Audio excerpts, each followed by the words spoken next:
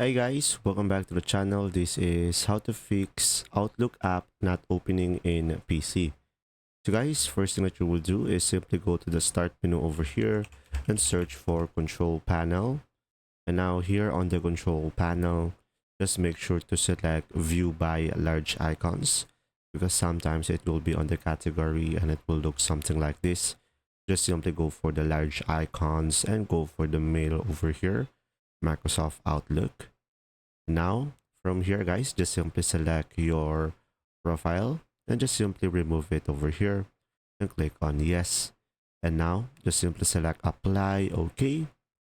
And now once you have done that, just simply go to the start menu again and search for run. And now here on the run, just simply search for outlook.exe. And after that, just simply select okay. And it will run up the Outlook.